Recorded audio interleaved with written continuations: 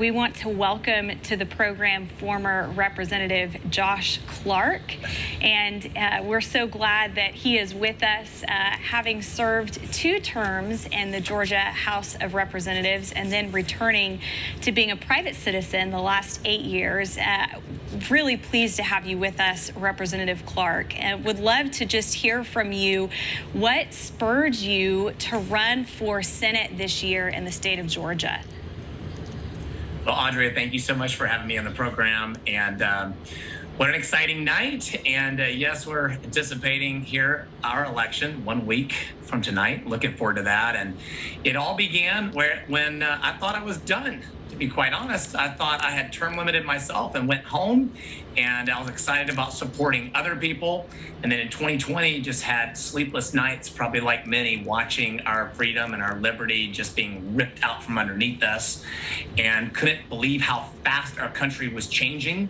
And realizing, my youngest daughter, I have 6 children, my wife and I do, married my childhood sweetheart. We both come from big families, and we were both homeschooled. And my youngest daughter, Reagan, I named her after, obviously, President Reagan. And there was a quote that Reagan said, that he said, freedom and liberty is never more than 1 generation from extinction.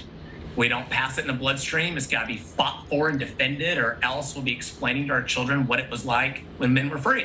And I am not going to have that conversation with my children and grandchildren one day when they say, Dad, did you see it? Yes, I did. What'd you do about it? And it was actually a week before the general election. I had a sleepless night on my knees praying for our country and in the closet so I didn't wake my wife up. And that night, just heard the Lord speaking to me, you're not done.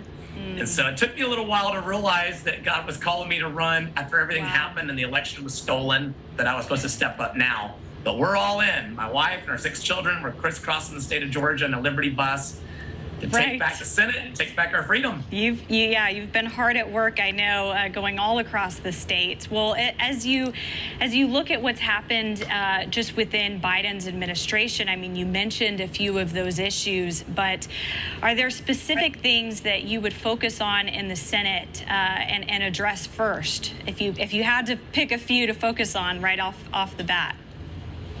There are a couple that I would say are top priority. Sadly, there are so many very real challenges right now that I think put our whole republic in jeopardy at the moment. But one of those have to be a top priority. Number one would be to secure our borders, because you don't have a country, you don't have national security without secure borders. And I think it's the fastest way to destroy this country is just to open the borders and let people flood across. So that's going to be number one. We got to hold everything else hostage to fix that issue and force it. But also, as a family guy and as somebody who believes deeply that we don't have a republic, a solid, secure republic without strong families. So I think the indoctrination that's happening, the war on families, has to be one that we take seriously. Yeah, that's a great point. And I have to mention that you are in a competitive primary race in Georgia. What do you think the voters in Georgia and people watching across the country as they look at this Senate race, what do people need to know about the candidates running for governor in Georgia and also for Senate? Yeah, there is a lot of eyes on this state, with Georgia having massive ballot harvesting that took place in Georgia. And sadly, I predicted that was going to happen. I said, you cannot mail millions of ballot applications. I was calling everybody I knew, but I was no longer in office, so didn't carry as much weight. But I said, we cannot do this. And unfortunately, my worst fears were true. So there's a lot at stake in this state. People are really frustrated. They feel like the election was stolen from them. They feel like that many of our candidates aren't willing, kind of want to walk around and want to sidestep this election issue. And in fact, in my race for the U.S. Senate, in our debates, every one of the candidates just walked right around it.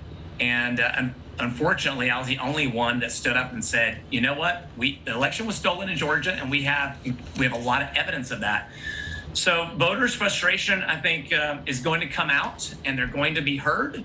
And thankfully, they're engaging. And in the U.S. Senate race, it started out that folks like me or Georgia Bulldogs that root for the University of Georgia. We had Herschel Walker move back to Georgia and hadn't voted in 20 years, but he was back in Georgia and running for the U.S. Senate, and we all got pretty excited about that. But the honeymoon phase, what's that? Josh, you mentioned, this is Greg Stevens, you mentioned a moment ago the election, and there was a lot said about your Secretary of State. There was a lot said by the former president about Governor Kemp and what he did and what he did not do. And now there's a documentary about the 2,000 Mules. What's the sense that you get, with Stacey Abrams still there, that Georgia will be a fair election?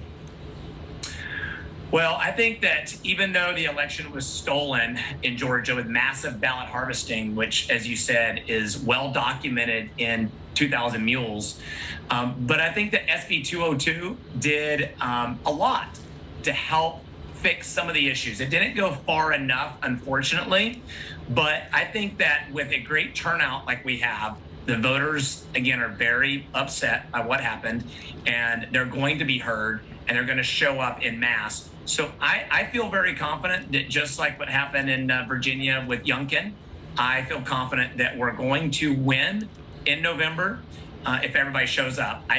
The Senate race, though, I think is one of those that we can't take for granted. Yeah, Herschel Walker and Warnock. So question, are you doing mail-in ballots in this primary? No. Thankfully, we do not have mail-in ballots. And for those who are requesting absentee ballots, they have to have proof that show proof ID to request that. So I think that's going to help. Unfortunately, though, we do still have those ballot boxes that were not taken away, and they're in buildings. They're not outdoors, but they don't have cameras on them. So I think that's still an issue that we have to contend with. Well, that'd be a helpful. Listen, it's not too late. Those of you in Georgia are watching us, get out and vote. Show up in force. We'll be excited to cover Georgia next week. Thank you for being with us, Josh. God bless you. And thank you for having me. Thank you for getting back in the game. All right, guys, let's talk about Georgia just for a second. So Josh is actually somebody we've known for several years. When he was a part of the state legislature many years ago, he